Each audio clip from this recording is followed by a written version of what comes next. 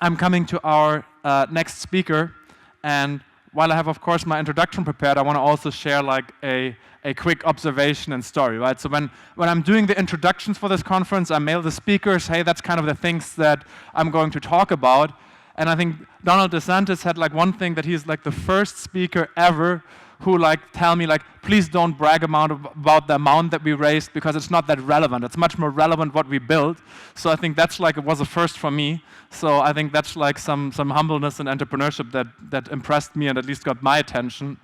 But furthermore, he has been a very successful New York-based entrepreneur, built a really large real estate tech company.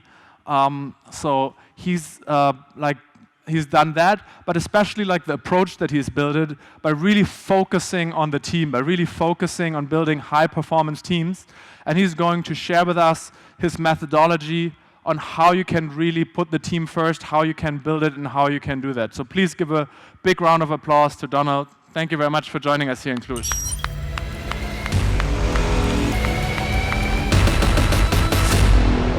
Thank you. All right, everyone can hear me? Yes? Okay, good. Let me get the clicker out for these slides. Before I start, just by a show of hands, how many people in here are a startup founder? Okay. Investors? And I guess startup employees. Might be a lot more of you. Okay, cool. I'm just going to jump right into this. So, in 2007, I was working at a company called Redfin. And today, Redfin is a publicly traded company. But back then, it was a scrappy 40-person team. And one afternoon, I hear the CEO, Glenn Kelman, and he's trying to close a candidate. And I wasn't even in the same room. It was these paper-thin walls. I was in the office next to him. But I hear the whole exchange going back and forth. And the candidate says, look, I really love Redfin, but I make $130,000 right now, and the offer is for $110,000. I just don't think I can say yes to this. And Glenn pauses for a moment, and he says, well, do you like the vision of the company? Do you like what we're trying to do? The person says yes. Glenn says, do you like the team? The person, yes, the team was fantastic. I love the team. And Glenn goes, look, I really want to thank you for your honesty, but if the difference between you joining Redfin or not is $20,000, the truth is I'm not sure that Redfin is the right place for you. And this candidate said, I hear through the wall, whoa, hold on. I think there's been a misunderstanding. Let's start this over.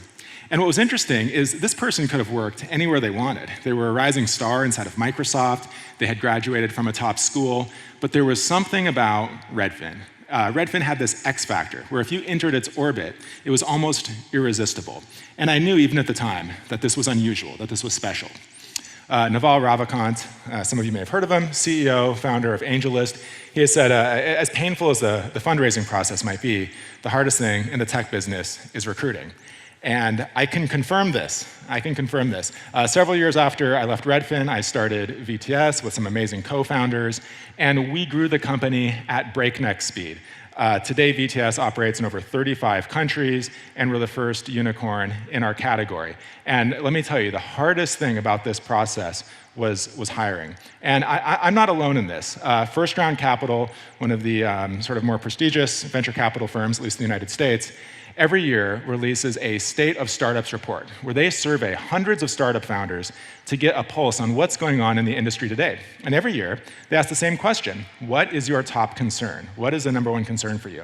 And every single year since 2015, when they started doing this report, the top concern for startup founders is finding and hiring great talent. So this is a massive problem. And I actually left VTS a little over a year ago to focus more on angel investing and time advising startups.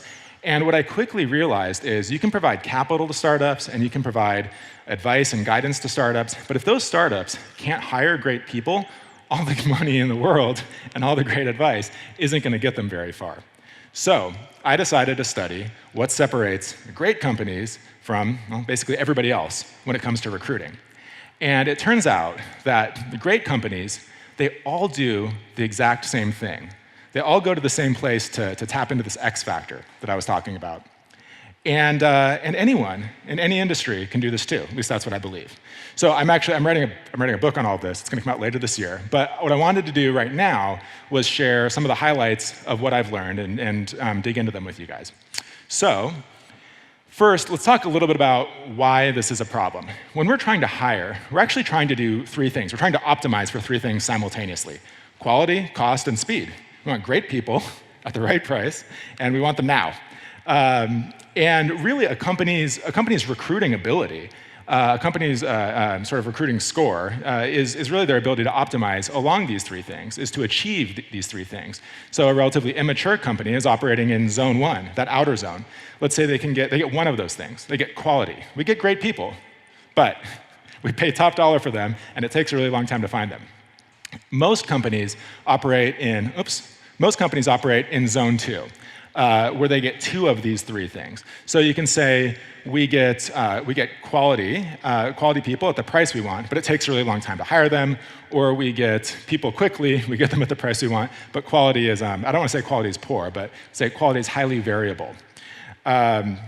So it's actually very easy for most companies to get from this outer zone, zone one to zone two, simply by following best practices. So you create a new beautiful hiring part of your website, a good careers page. You invest in your social media profiles. You start engaging on recruiting platforms. Most companies, if they do those things, will go from zone one to zone two. But once you get into zone two, it gets a little tricky. And it looks a little bit like this. So let's say I start another company, graduate from an accelerator, raise a bunch of money. I'm like, we only hire great people. But I'm not willing to outbid Facebook. So high quality people at the price that I can afford, things are going to go really slow for me. I can probably bear that for 6 months, maybe 9 months, but I've got things I need to do. I've got a company to build. So I tell myself, well, look, maybe we should start hiring some more junior folks. We can mentor them up. So I trade quality for speed. And that works for a little while. I've done this. Lots of companies do this. But what most companies find, whether it's 3 months, 6 months, or 12 months out, if you do that long enough, you start accumulating tech debt, organizational debt. Some of your most senior people in the company get frustrated. They might even start leaving. You scramble. We need to rebuild a senior bench. We need strong leaders in here, and we need them immediately. So we're going to go for quality, and we're going to go for speed, and we're willing to pay through the nose. And you go around and around this loop. And this is what I call the hiring trap. Zone 2 is the hiring trap, and I call it a trap because companies don't recognize that they're in it. Companies think that what they're doing is constantly, recalibrating their hiring strategy. We meet, we talk about what's going on with our recruiting team, and then we adjust our tactics. But really what they're doing, if you zoom out, and this could be on a quarterly basis, this could be on a yearly basis, what most companies are doing is they are trading the existing compromise that they're in for an adjacent compromise. So, how does a company get out of the hiring trap? This, I love this photo. This is actually Ticketmaster's London office. Look at all the stuff in here. We've got pinball machines, we've got a jukebox, and we've got a slide. Why do they have a slide? Because Google, very famously, had slides in several of their offices. So this is what a lot of companies do, and it makes sense. If we want to get better at hiring, we're going to copy the greats. And this could be really big picture things, like Google's 20% time, Amazon's 2 pizza teams, or Apple's design-driven culture. But it's also sprinkled with all of the latest trends and all of the latest fads. So, open office workspaces, catered lunches. What else is pretty popular? Work from home policies, dog-friendly offices. The problem with, we had a dog-friendly office. We had dog-friendly days. The problem, though, with trends is that trends change. So fast forward a couple years, what do we now know about open offices? They're very distracting. People can't concentrate. They hate open offices. The lunches that we're bringing them, there wasn't a vegan option, or it was too vegan. People were allergic to dogs, it turns out. They were working from home, which is fine. But we now know that when you work from home, people get socially isolated and they get depressed, which is probably a workplace injury, actually. So before you know it, you're on a phone with your lawyer. And the worst part about all of this is there's a lot of evidence that indicates that none of this matters anyways, that it's all for naught. So this is the great story here. So when I was a kid, I came home from school one day, and I told my mom, I said, "Mom, I need a Space Jam t-shirt." She's like, "You need a what?" And I was like, "I need a Space Jam t-shirt." It's a t-shirt with Bugs Bunny and other cartoon characters playing basketball with Michael Jordan on a basketball team called the Toon Squad. And I need a Space Jam t-shirt because I don't have a lot of friends, which was true. This is a true story. It's like, I don't have a lot of friends. But I looked at all the popular kids and the kids with lots of friends, and they all had Space Jam t-shirts. So I need one too. And my mom, of course, she knew better, but I think she felt really, really sorry for me. So we go out, and we buy a Space Jam t-shirt, and I'm excited, because this is going to change my world. This is going to change my life. So I'm wearing it underneath my jacket. I get to school. I'm very excited. And I wait till everyone's sitting down, and I unzip my jacket, and I'm like, ta-da, I'm ready to party. Of course, nobody cared. And you guys knew the ending of that story already. You knew nobody was going to care. Because the cool kids didn't have lots of friends because of their Space Jam t-shirts, just like Google didn't have the greatest engineers because of the slides in their offices. But we continue to do this. We continue to chase trends. Companies that are able to escape the hiring trap, they do something else entirely. And it looks a little bit like this. So this is my friend, Mike. And Mike told me this extraordinary story last year. Mike is a co-founder and CEO of a company called Anchor. Mike told me an extraordinary story last year. He said, he opened up his email, and there was in his email was a note from a complete stranger. This person introduced themselves as a senior software engineer, and they wanted to work at Mike's company. And not only that, just to demonstrate their enthusiasm, they had built a website just for Mike to show off their talents. And so what's extraordinary about this is that it wasn't extraordinary at all. According to Mike, this kind of stuff happened all the time. Quote, "We've been really fortunate. We actually get a ton of inbound for our roles." And you guys might be thinking, oh, okay, well, yeah, Mike is probably the CEO of some cool Silicon Valley startup. The reality is that kind of wasn't the case. So Mike's company was based in New York City, which is a great town, and it's a startup town. It's where I'm from, it's home. But New York City is not Silicon Valley.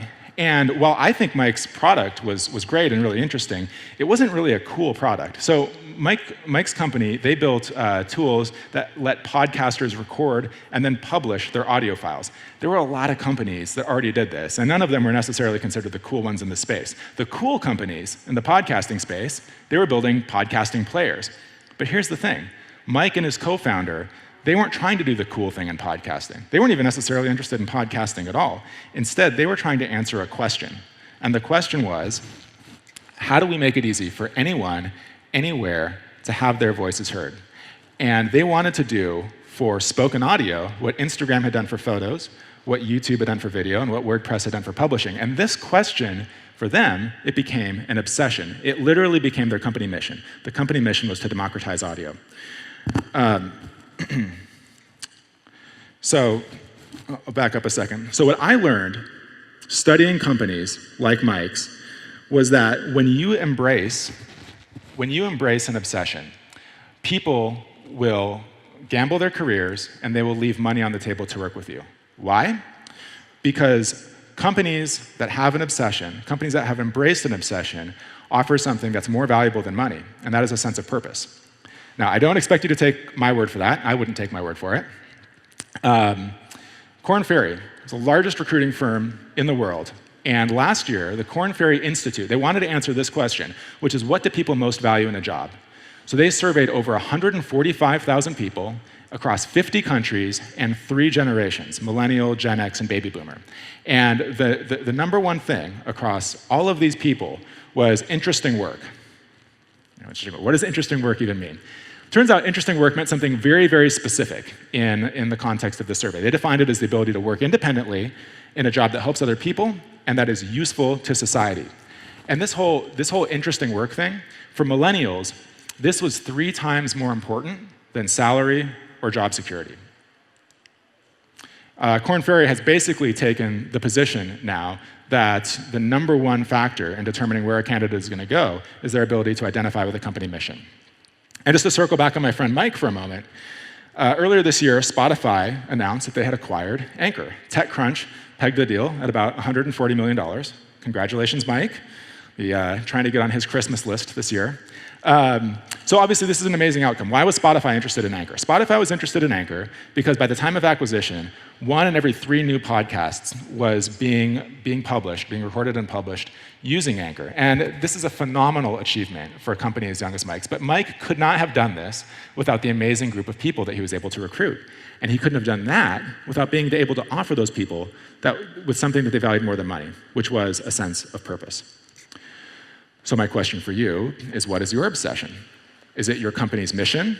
Is it the craftsmanship and pride that you take in the product or service that you deliver? Is it the importance that your team and your organization places on diversity and inclusion? All of these things are valid. My general thinking right now is that there are two types of obsessions. There are foundational obsessions and there are operational obsessions. Foundational obsessions, they deal with why your company exists. They deal with the change that you want to see in the world. So Anchor's obsession was a foundational obsession. They wanted to democratize audio. Redfin, who I talked about at the beginning, Redfin's obsession was improving the world of real estate, improving the real estate transaction for buyers and sellers.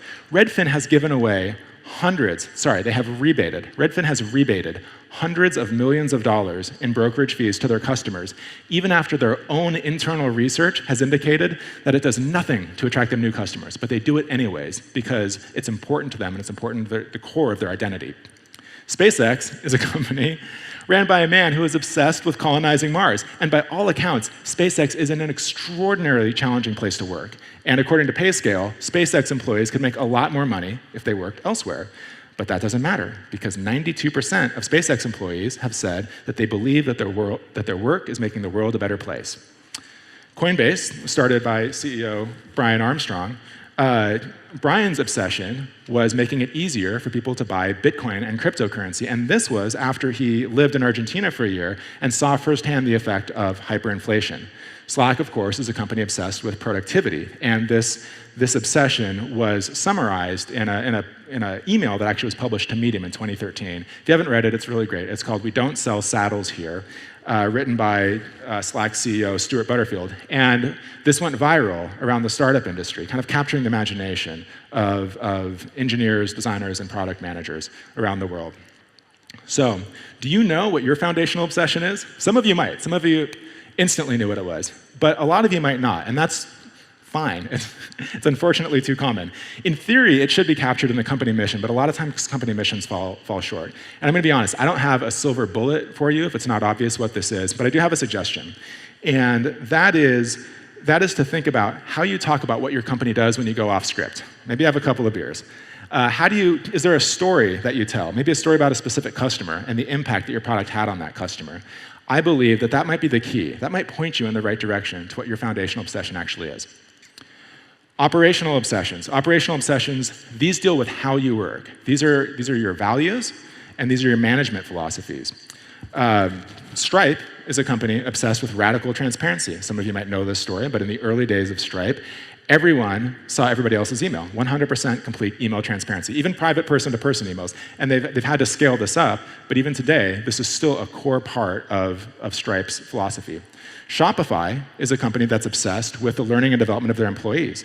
If you go to Shopify's careers website today, it says Shopify was started by a group of people who were obsessed with personal development and personal growth, and now we bring this to everybody inside of the company today. Their CEO, actually, he claims to have hired every single business coach in Canada and brought them in-house. And while I don't think that's exactly true, I'm sure that they've hired a ton. This is very, very core to their identity. Envision is a company that is 100% remote, and with nearly 1,000 employees and a $2 billion valuation, they're a case study in what remote work can and should be. They write about remote work on their blog, and their team is constantly building internal tools to help them collaborate across time and space, and some of those internal tools end up getting turned into products that they then deliver to their customers. Valve, gaming company, Valve is a company obsessed with autonomy. In 2012, their employee handbook was leaked, and maybe it was intentional, maybe it was unintentional, but it was leaked and it went everywhere. And in the handbook, they described Valve as flatland because there are no managers. There's no one above you and there's no one below you. And this is an excerpt, which I thought was pretty cheeky. We've heard that some companies have people allocate a percentage of their time to self-directed project. At Valve, that percentage is 100. And I actually toured Valve's offices in 2012, shortly after this all came out. And one of the more memorable things is all of the desks in Valve's offices, they all have wheels on them. And the wheels were partly symbolic, but they were practical too. And that was, if you showed up one day and you realized that what you were working on yesterday is not the most important thing for you to be working on today, you're supposed to just wheel your office right out of that room, down the hall, onto the team where you can contribute the most to the company. So, operational obsessions, these are not management fads. These are deeply held convictions around how the company can and should work. These are the types of things where other people outside looking in probably think you're a little bit crazy, and you need to be comfortable embracing that crazy. Brian Chesky, CEO of Airbnb, has this quote, which I think is very relevant, and he said, there's no such thing as good or bad cultures, only strong or weak cultures. And so when it comes to your obsessions, particularly operational obsessions, you have to be willing to be perceived as a little crazy and a little strange, because what you're looking for is a strong culture. So we have covered a lot here. Oh, my time is up. My goodness, that thing went bright red. Time is up, so let me wrap this up. So we've learned a lot. We've learned that the number one problem, the hardest thing in the technology business, is recruiting, and that most companies end up stuck in the hiring trap, where they have to make a painful trade-off between either speed, quality, or cost when it comes to recruiting talent. And that the companies that escape the hiring trap do so by embracing an obsession, something that is authentic to them. And they're able to escape because that provides the market something that's more valuable than money, which is a sense of purpose. And you don't need to be a big company, you don't need to be a cool company, you don't need to be in San Francisco. Any company can embrace their obsessions. So my ask or suggestion to everyone here is to think about what your obsessions are. What do you believe that's a little crazy, and maybe even a little subversive? And how can you embrace that? How can you make it part of your identity? Because when you do, you will attract more people. And you will attract more of the right people, the people who show up and are engaged and who are going to stick it out when the going gets tough. So again, I'm writing a book, diving deeper into all of this stuff. It's coming out later this year. And I talked with Vlad, and everyone here at the conference is going to be emailed a link to download it for free later this year. So keep your eyes open for that. I don't have U2's magical powers. I can't just put it on your phone. But yeah, so thanks a lot. Enjoy the rest of the day. I really appreciate your time. Thank you.